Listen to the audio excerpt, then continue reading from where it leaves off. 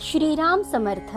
श्रीमद दासबोध सप्तम दशक, समास तिसरा, चतुर्दश ब्रह्मनिरूपण. श्रीराम. श्रोता भावे सावधान, आता सांगतो ब्रह्मज्ञान. जेणे होय समाधान साधकाचे. श्रीराम. श्री समर्थ म्हणतात की आता ज्या योगे साधकांचे समाधान होईल ते ब्रह्मज्ञान मी सांगतो, तरी श्रोत्यांनी सावध होऊन ते ऐकावे. रत्ने साधाया कारणे, मृत्तिका लागे एकवटणे. 14 ब्रह्मांची लक्षणे, जाणीजे तैसी. श्रीराम. रत्ने मिळवण्यासाठी खाणीतून खणून आधी माती गोळा करावी लागते, मग त्यातून रत्ने निवडावी लागतात. त्याप्रमाणे येथे प्रथम 14 ब्रह्माची लक्षणे जाणावीत. पदार्थे वीण संकेत, द्वैता वेगळा दृष्टांत. पूर्व पक्षे वीण सिद्धांत, बोलताची नये. श्रीराम. एखादी गोष्ट संकेताने दाखवून द्यायची असली तर एखादा पदार्थ खूण म्हणून वापरला जातो. कुठलाही दृष्टांत द्वैताशिवाय देता येत नाही. त्याप्रमाणे आधी पूर्वपक्ष व्यवस्थित मांडून त्याचे खंडन केल्याशिवाय सिद्धांतासंबंधी बोलताच येत नाही. आधी मिथ्या उभारावे, मग ते ओळखून सांडावे. पुढे सत्य ते स्वभावे, अंतरी बाणे. श्रीराम. आधी जे मिथ्या आहे ते डोळ्यांसमोर उभे राहील अशा प्रकारे त्याचे वर्णन करावे लागते व त्याचा खोटेपणा पटवून द्यावा लागतो. म्हणजे नंतर जे सत्य असेल ते अंतःकरणात बाणते. म्हणून 14 ब्रह्मांचा संकेत, बोलिला कळाया सिद्धांत. येथे श्रोती सावचित क्षण एक असावे. श्रीराम. म्हणून प्रथम 14 ब्रह्मांच्या खुणा सांगतो, म्हणजेच पूर्व पक्ष मांडतो. तो श्रोत्यांनी क्षणभर चित्त अत्यंत एकाग्र करून सावधपणे श्रवण करावा, म्हणजे नंतर त्यांना सिद्धांत व्यवस्थित कळेल. पहिले ते शब्द ब्रह्म, दुजे मितिकाक्षर ब्रह्म, तिसरे खम ब्रह्म बोलिली श्रुती. श्रीराम. पहिले शब्द ब्रह्म, दुसरे ओम हे एकाक्षर ब्रह्म, श्रुती ज्याचे वर्णन करते ते खम ब्रह्म हे तिसरे होय. चौथे जाण सर्व ब्रह्म, पाचवे चैतन्य ब्रह्म, सहावे सत्ता ब्रह्म साक्ष ब्रह्म, सातवे. श्रीराम. चौथे सर्व ब्रह्म, पाचवे चैतन्य ब्रह्म, सहावे सत्ता ब्रह्म, सातवे साक्ष ब्रह्म, आठवे सगुण ब्रह्म, नवे निर्गुण ब्रह्म, 10वे वाच ब्रह्म जाणावे पै. श्रीराम. 8वे सगुण ब्रह्म, 9वे निर्गुण ब्रह्म, वाच्य ब्रह्म हे 10वे जाणावे. अनुभवते 11वे, आनंद ब्रह्म ते 12वे, तदाकार 13वे, 14वे अनुर्वाच्य. श्रीराम. अनुभव ब्रह्म हे 11वे, आनंद ब्रह्म हे 12वे, तदाकार ब्रह्म हे 13वे आणि अनिर्वाच्य ब्रह्म हे 14वे ब्रह्म आहे. ऐसी हे 14 ब्रह्मे, यांची निरोपिली नामे. आता स्वरूपाची वर्मे, संकेत दाऊ. श्रीराम. अशी ही 14 ब्रह्मे आहेत. येथे प्रथम त्यांची नावे सांगितली, आता त्यांच्या स्वरूपाची वर्मे खुणेने थोडक्यात दाखवू. अनुभवे वीण भ्रम, या नाव शब्द ब्रह्म. आता मितिकाक्षर ब्रह्म ते एकाक्षर. श्रीराम. स्वस्वरूपाचा साक्षात अनुभव नसताना अनुमानाने जे ब्रह्माचे वर्णन केले जाते त्याला शब्द ब्रह्म म्हणतात. श्री समर्थ म्हणतात की तो केवळ ब्रह्मच होय. यानंतर मितिकाक्षर ब्रह्म म्हणजे ओम हे एकाक्षर होय. खम शब्दे आकाश ब्रह्म, महदाकाश व्यापक धर्म. आता बोलिले सूक्ष्म सर्व ब्रह्म. श्रीराम. खम ब्रह्म म्हणजे आकाश ब्रह्म. महदाकाशाप्रमाणे ते सूक्ष्म रूपाने सर्वत्र व्यापून असते. यानंतर त्याहूनही सूक्ष्म असे सर्व ब्रह्म हे चौथे आहे. पंचभूतांचे कुवाडे, जे जे तत्व दृष्टी पडे, ते ते ब्रह्मची चोखडे बोलिजेत आहे. श्रीराम. पंचमहाभूतांच्या कोड्यात जे जे तत्व दृष्टीला पडते ते ते चोखडे म्हणजे निर्मल ब्रह्मच आहे असे म्हटले जाते. या नाव सर्व ब्रह्म, श्रुती आश्रयाचे वर्म. आता चैतन्य ब्रह्म बोलिजेल. श्रीराम. सर्वं खल्विदं ब्रह्म, या श्रुतीच्या आधारे यालाच सर्व ब्रह्म म्हटले जाते. आता चैतन्य ब्रह्म म्हणजे काय ते सांगतो. पंचभूतादी मायेते चैतन्याची चेतविते, म्हणून त्या चैतन्याते चैतन्य ब्रह्म बोलिजे श्रीराम. पंचमहाभूतादी मायेला चैतन्यच चेतविते, नाहीतर ती तत्वे जडच आहेत. जे चैतन्य त्यांना चेतविते ते चैतन्य ब्रह्म होय. चैतन्यास ज्याची सत्ता ते सत्ता ब्रह्म तत्वता, तये सत्तेस जाणता या नाव साक्ष ब्रह्म श्रीराम. ज्या सत्तेने हे चैतन्य पंचमहाभूतादिकांना चेतविते ती सत्ता म्हणजेच सत्ता ब्रह्म होय, व त्या सत्तेला जे जाणते त्यास साक्ष ब्रह्म म्हणतात. साक्षत्व जयापासूनी तेही आकळिले गुणी, सगुण ब्रह्म हे वाणी तयासी वदे श्रीराम. साक्षीत्व ज्यापासून प्राप्त होते ते ब्रह्मगुणांनी युक्त असते, म्हणून त्याला सगुण ब्रह्म म्हणतात. जेथे नाही गुणवार्ता ते निर्गुण ब्रह्म तत्वता, वाच्य ब्रह्म तेही आता बोलिजेल श्रीराम. जेथे गुणांचा मागमूसही नसतो त्याला निर्गुण ब्रह्म म्हणतात. आता वाच्य ब्रह्म म्हणजे काय ते सांगतो. जे वाचे बोलता आले ते वाच्य ब्रह्म बोलिले, अनुभवासी कथिले न वचे सर्वथा श्रीराम. वाणीने ज्याचे वर्णन करता येते त्याला वाच्य ब्रह्म म्हणतात, पण अनुभव असतो त्याचे वर्णन कधीच करता येत नाही. या नाव अनुभव ब्रह्म आनंद वृत्तीचा धर्म, परंतु याचे ही वर्म बोलिजेल श्रीराम. त्यालाच अनुभव ब्रह्म म्हणतात. आनंद ही एक वृत्तीच असते, परंतु याचेही रहस्य सांगितले जाईल. ऐसे हे ब्रह्म आनंद तदाकार ते अभेद, अनुर्वाची संवाद तुटून गेला श्रीराम. अशा ब्रह्माला आनंद ब्रह्म म्हणतात. ब्रह्माशी तदाकारता होऊन अभेद होतो ते तदाकार ब्रह्म होय. अनिर्वाच्य म्हणजे वर्णनातीत, मग तेथे संवाद कसा होणार? त्याचे वर्णन होऊच शकत नाही, म्हणूनच त्याला अनिर्वाच्य ब्रह्म म्हणतात. ऐसी हे 14 ब्रह्मे निरोपिली अनुक्रमे, साधके पाहता भ्रमे बाधिजेना श्रीराम. याप्रमाणे अनुक्रमाने ही 14 ब्रह्मे येथे सांगितली आहेत. त्या संबंधीचे निरूपण साधकाने नीट ध्यानात घेतले तर त्याला अज्ञानामुळे होणाऱ्या भ्रमाची बाधा होणार नाही. ब्रह्म जाणावे शाश्वत, माया तेची अशाश्वत, 14 ब्रह्मांचा सिद्धांत होईल आता श्रीराम. ब्रह्म हे शाश्वत आहे आणि माया अशाश्वत आहे, हे नीट ध्यानात धरून पुढे येणारे 14 ब्रह्मांचे निरसन ऐकावे. शब्द ब्रह्म ते शाब्दिक, अनुभवे वीणमाईक, शाश्वताचा विवेक तेथे नाही श्रीराम. शब्द ब्रह्म हे केवळ शाब्दिक असते, तेथे साक्षात अनुभव नसल्याने ते माईकच असते, आणि माया तर अशाश्वत, म्हणून त्यास शाश्वत म्हणता येत नाही. जे क्षर ना अक्षर तेथे कैचे मितिकाक्षर, शाश्वताचा विचार तेथेही न दिसे श्रीराम. ब्रह्म हे क्षर नाही आणि अक्षरही नाही, ते एकच एक नित्य असल्याने तेथे विनाशी म्हणजे क्षर आणि अविनाशी म्हणजे अक्षर या द्वैतमूलक कल्पना संभवत नाहीत. ओंकाराच्या ठिकाणीही शाश्वताचा विचार करता येत नाही. खम ब्रह्म ऐसे वचन तरी शून्याते नासी ज्ञान, शाश्वताचे अधिष्ठान तेथेही न दिसे श्रीराम. खम ब्रह्म असे वचन आहे. खम म्हणजे आकाश, म्हणजेच अवकाश, म्हणजेच शून्य.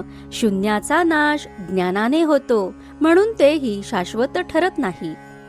सर्वत्रास आहे अंत, सर्व ब्रह्म नासिवंत, प्रळये बोलिला निश्चित वेदांत शास्त्री श्रीराम. वेदांत शास्त्रात प्रलय काळी सर्वांचा नाश होतो असे सांगितले आहे. म्हणजे जे काही सर्व आहे ते नाशिवंत असल्याने सर्व ब्रह्मासही शाश्वत म्हणता येत नाही. ब्रह्म पळये मांडेल जेथे, भूतान्वय कैचा तेथे, म्हणून या सर्व ब्रह्माते नाश आहे श्रीराम. ब्रह्मदेवाची रात्र सुरू होऊन प्रलयाला आरंभ झाला की ब्रह्मलोकापासून सर्व सृष्टी नाश पावते, मग तेथे पंचमहाभूतांचा समुदाय तरी कसा टिकून राहणार? म्हणून सर्व ब्रह्मालाही नाश आहे. अचळासी आणि चळण, निर्गुणास लाविता गुण, आकारास विचक्षण मानितना श्रीराम. ब्रह्म हे अचळ, निर्गुण, निराकार असताना चल, गुणसंभूत आणि विविध आकार असलेल्या सर्व दृश्य सृष्टीला ब्रह्म म्हणणे हे विचारवंत मान्य करीत नाहीत. जे निर्माण पंचभूत ते प्रत्यक्ष नासिवंत, सर्व ब्रह्म हे मात घडे केवी श्रीराम. पंचमहाभूतांपासून जे जे निर्माण होते ते नाशवंत आहे हे प्रत्यक्ष दिसून येते. तेथे सर्व ब्रह्म ही गोष्ट मान्य कशी व्हावी? असो आता हे बहुत, सर्व ब्रह्म नासिवंत, वेगळेपणाचा अंत पाहणे कैचे श्रीराम. असो आता हे किती वर्णन करावे? थोडक्यात म्हणजे सर्व ब्रह्म नाशवंत आहे. सर्व या शब्दात जी वेगळेपणाची भावना असते तिचा जीव ब्रह्मैक्यात नाश होत असतो. मग पाहणे कुठले? आता जयास चेतवावे, तेची माईक स्वभावे, तेथे चैतन्याच्या नावे नास आला श्रीराम. आता ज्याला चेतविले जाते तोच स्वाभाविकपणे मिथ्या आहे, तर त्याला चेतविणारे चैतन्य असे म्हणताच येत नाही. जे झालेच नाही त्याला चेतविणार कसे आणि कोण? परिवारे वीण सत्ता, ते सत्ता नव्हे तत्वता, पदार्थे वीण साक्षता, तेही मिथ्या श्रीराम. सत्ता ही परिवाराशिवाय असत नाही, म्हणजे ज्यांच्यावर सत्ता गाजवायची ते व जो सत्ता गाजवतो तो, दोघांची जरुरी असते. परब्रह्म हे केवळ एकले एकच असते, म्हणून त्यास सत्ता ब्रह्म म्हणता येत नाही. काही पदार्थ असेल तर त्याला साक्षीत्वाने पाहिले जाते. जेथे पदार्थच मिथ्या असतो तेथे साक्षीत्वही मिथ्याच असते, म्हणून परब्रह्माला साक्ष ब्रह्मही म्हणता येत नाही. सगुणाचा नाश आहे, प्रत्यक्षास प्रमाण काये, सगुण ब्रह्म निश्चये नासिवंत श्रीराम. सगुणाला नाश आहे ही प्रत्यक्ष अनुभवाची गोष्ट असल्याने त्याला प्रमाण देण्याची जरुरी नाही, म्हणून सगुण ब्रह्म हे निश्चितपणे नाशिवंत आहे. निर्गुण ऐसे जे नाव, त्या नावास कैचा ठेव, गुणे वीण गौरव येईल कैचे श्रीराम. निर्गुण असे जे म्हटले जाते त्या नामाला, शब्दाला वावच नाही. काहीतरी वैशिष्ट्य असेल तर गौरव केला जातो. गुणच जिथे मिथ्या तेथे निर्गुणत्वाचे वैशिष्ट्य तरी कसे असणार? माया जैसे मृगजळ, ऐसे बोलती सकळ, का ते कल्पनेचे आभाळ नाथिलेची श्रीराम. माया म्हणजे मृगजळ आहे किंवा कल्पनेचे नसलेलेच आभाळ आहे असे सर्व म्हणतात. ग्रामो नास्ति कुतः सीमा, जन्मे वीण जीवात्मा, अद्वैतासी उपमा द्वैताची श्रीराम. जेथे गावच अस्तित्वात नसेल तेथे गावाची सीमा कशी दाखवणार? जन्म झाला की आपण जीवात्मा ही संज्ञा देतो, पण आत्मा हा अजन्म आहे, तो अद्वैत आहे, तर त्याला द्वैताची उपमा कशी देणार? माये विरहित सत्ता, पदार्थे वीण जाणता, अविद्ये वीण चैतन्यता कोणास आली श्रीराम. मायाच मिथ्या आहे तर सत्तेला अस्तित्वच कुठे आहे? पदार्थ मिथ्या असल्याने त्यांना जाणणारा कोण असणार? अविद्या ही मिथ्या म्हणून चैतन्यता ही मिथ्याच. सत्ता चैतन्यता साक्षी, सर्व ही गुणाच पासी, ठाईचे निर्गुण त्यासी गुण कैचे श्रीराम. सत्ता चैतन्यता साक्षीत्व हे सर्व गुणांमुळे भासते. ब्रह्म गुणरहित असल्याने तेथे गुण कसे असणार? ऐसे जे गुणरहित, तेथे नामाचा संकेत, तोची जाणावा अशाश्वत निश्चयेसी श्रीराम. असे जे गुणरहित ब्रह्म, त्याला निर्गुण हे नाव देणे हेच मुळी नामे रूपे अशाश्वत असल्याने निश्चयानेच अशाश्वत ठरते. निर्गुण ब्रह्मासी संकेते, नामे ठेविली बहुते, ते वाच्य ब्रह्म त्याते नाश आहे श्रीराम. गुणरहित ब्रह्माला ओळखता यावे म्हणून अनेक नावे ठेवली जातात, त्यास वाच्य ब्रह्म म्हणतात. ते नाशिवंतच आहे. आनंदाचा अनुभव हा ही वृत्तीचाची भाव, तदाकारी ठाव वृत्तीच नाही श्रीराम. आनंदाचा अनुभव ही पण एक वृत्तीच आहे, तो वृत्तीचाच भाव आहे. पण जीव ब्रह्मैक्यात वृत्तीला वावच नसतो, म्हणून आनंद ब्रह्म हेही खरे नव्हे. अनुर्वाच्य या कारणे संकेत वृत्तीच्या गुणे, तया संकेता सौणे निवृत्तीने आणिले श्रीराम. अनिर्वाच्य असे जेव्हा म्हटले जाते ते केवळ संकेत नामनिर्देश करण्यासाठी म्हटलेले असते. अनिर्वाच्य म्हणजे जे शब्दात सांगता येत नाही ते.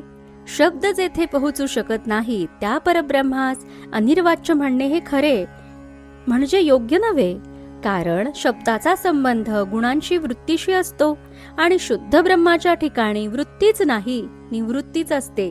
म्हणून अनिर्वाच्य म्हणण्यामुळे संकेतास उणेपणा येतो असे म्हटले आहे. अनुर्वाच्य ते निवृत्ती, तेची उन्मनीची स्थिती, निरोपाधी विश्रांती योगियांची श्रीराम.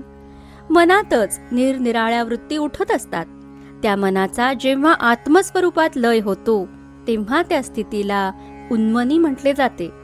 मनच नाहीसे झाल्यावर वृत्ती उठतच नाही आणि निवृत्ती होते. ही स्थिती अनिर्वाच्य असते. सर्व योगी या निरुपाधिक स्थितीतच विश्रांती पावतात. वस्तू जे का निरोपाधी, तेची सहज समाधी, जेणे तुटे आदी व्याधी भवदुःखाची श्रीराम. निरुपाधिक परब्रह्माशी एकरूपता हीच सहज समाधी होय.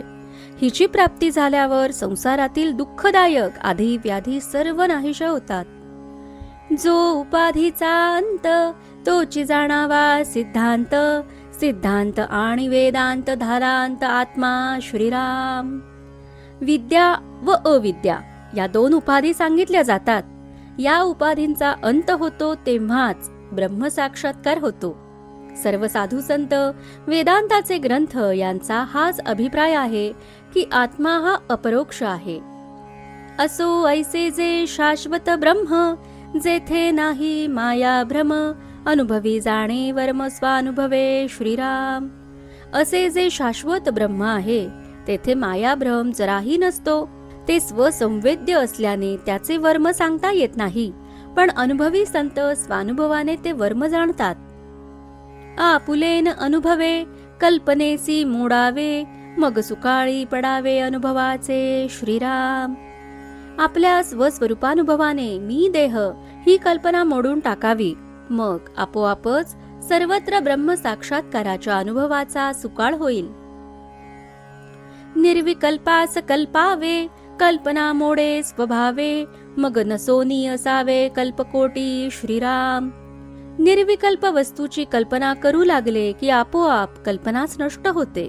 मग कल्पकोटी वर्षे मीपणाविरहित आत्मस्वरूपाने राहावे. कल्पनेचे एक बरे, मोहरिताच मोहरे, स्वरूपी घालिता भरे निर्विकल्पी श्रीराम. कल्पनेचा एक गुण चांगला आहे की जिकडे तिचा मोहरा वळवावा तिकडे ती वळते. म्हणून तिला आत्मस्वरूपाकडे वळवले की ती निर्विकल्पाने व्यापून जाते. निर्विकल्पासी कल्पिता, कल्पनेची नुरे वार्ता, निसंगास भेटो जाता निसंग होई जे श्रीराम.